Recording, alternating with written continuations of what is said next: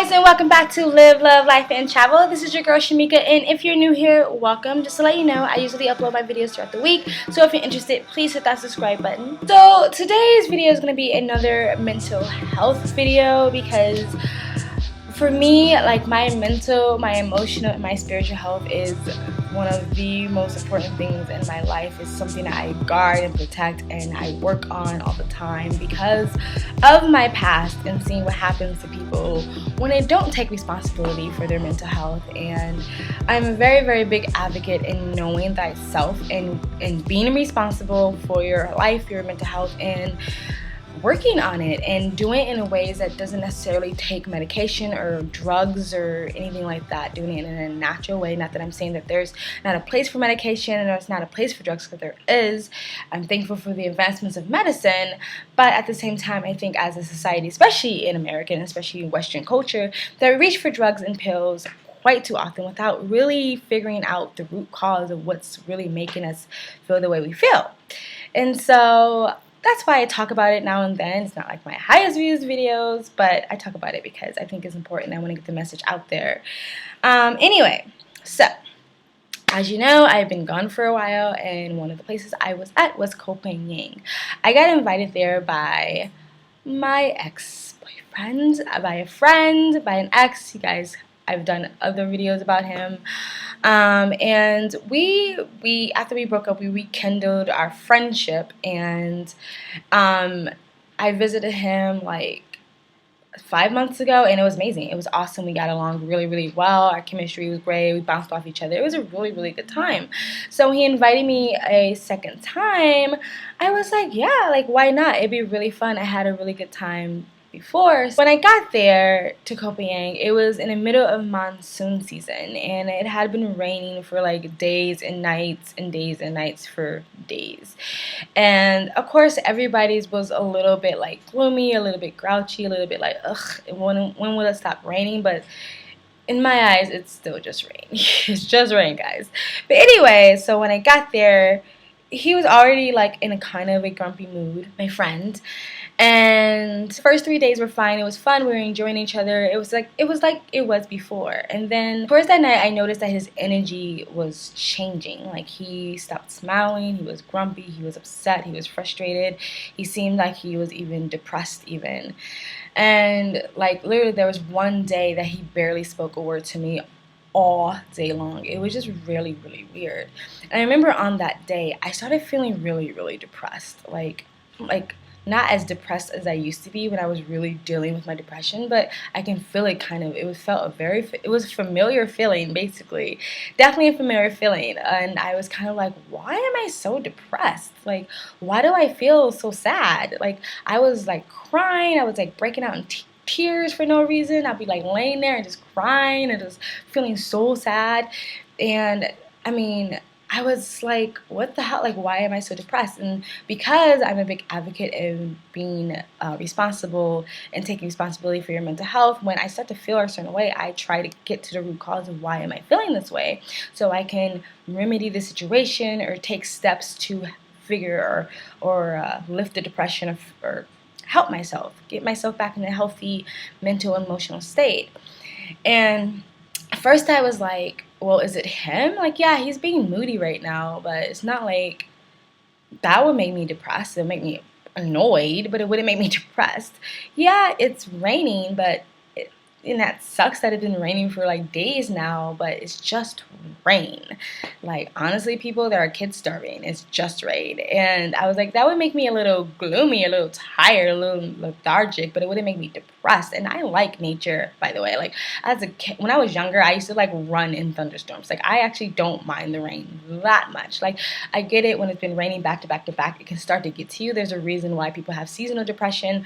There's a reason why the suicide rates are a bit higher when the weather is always gloomy, so it does get to you. But for me, I was just like, I just got here 3 days ago. This is not making me depressed. So I was like, what is making me feel this way? And I started to realize that it was the energy in the house.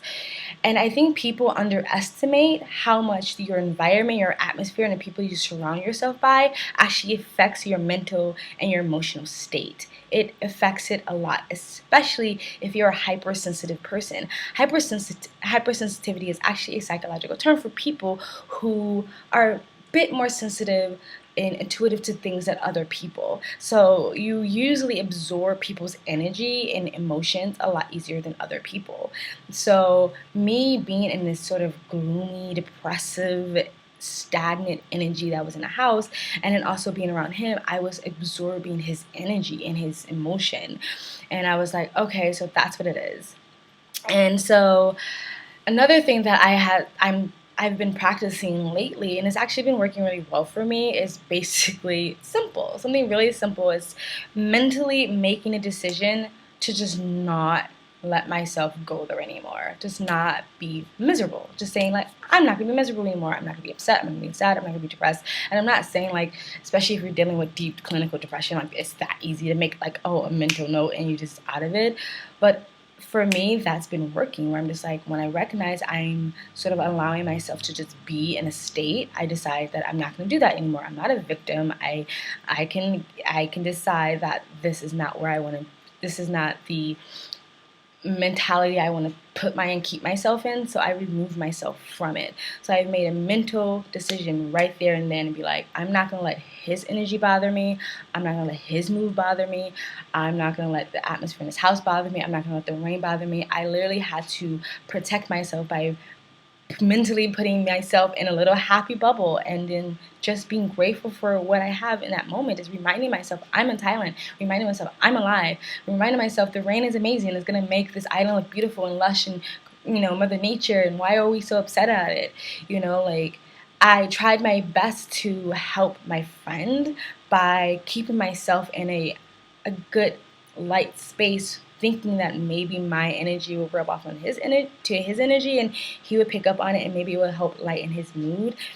I even tried to talk to him, like, maybe you have season of depression, but just as much as I made a decision to not allow myself to stay in this sort of depressive state, he had made a decision that he was going to be miserable and there was nothing he can do about it.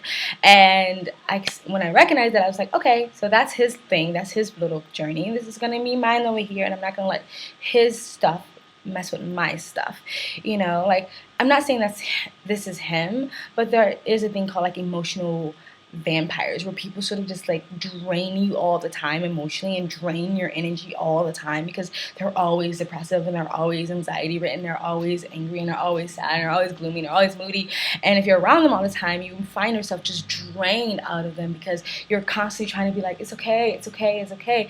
And yes, we should all be great friends and be there for our friends, but we also have to protect ourselves, especially if you're hypersensitive, because hypersensitive people can easily fall into depression. And so it's because I know that I can be triggered, like, I am just more aware of stuff like that.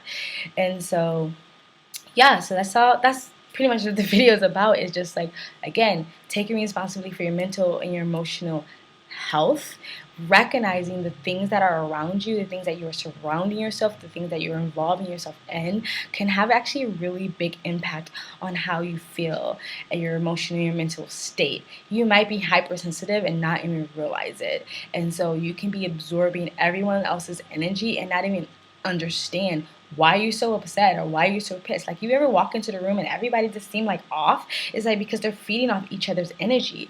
And even after I left his house, because it got worse, and I'll save that for another story time. Like, I would, sometimes your ex should just stay your ex, you know what I mean? Anyway, after I left his house, I realized that the energy in his house was way worse, but it was the energy on the island. It was really just like, ugh.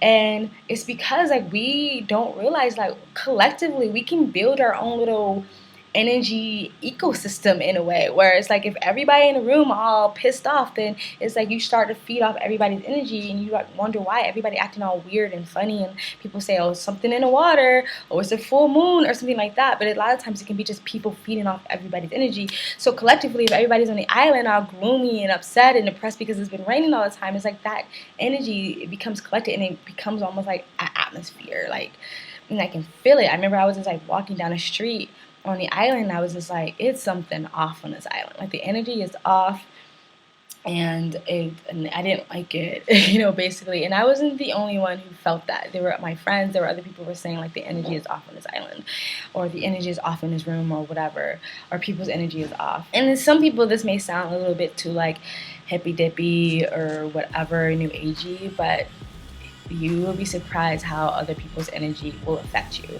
So again, take responsibility for your mental health. Know what can be triggering. You know that the things around you, the people around you, the atmosphere can really affect you, and sometimes you have to separate yourself from them or from the situation, even if it's just temporary, even if it's just to recharge and build yourself back up so you can handle these people that you're dealing with. So yeah, that's it. That's my little video. Hope you guys liked it. If you have any comments in the comment section below, if you deal with any type of mental health, whether it be anxiety or depression, or even if it's just seasonal or temporary depression, or manic or clinical or whatever, if there's any natural ways that you found that helps you out, share it with this community. Put it in a comment section below. If you get what I'm saying, if you relate to what I'm saying, like, yeah, like everybody in my family reunion was acting real funny because there was something going on in the air and I felt it, so I had to step, whatever. If you kind of know what I'm talking about, put it in a comment section below. If you like this video, please like it. If you want to share this video, please share it, guys. It really helps. And if you want to subscribe and continue to follow me on this beautiful game called life, please subscribe. And if you subscribe, hit that bell so you get the notifications when I do upload. Check out the links below, and thank you from Live, Love, Life, and Travel.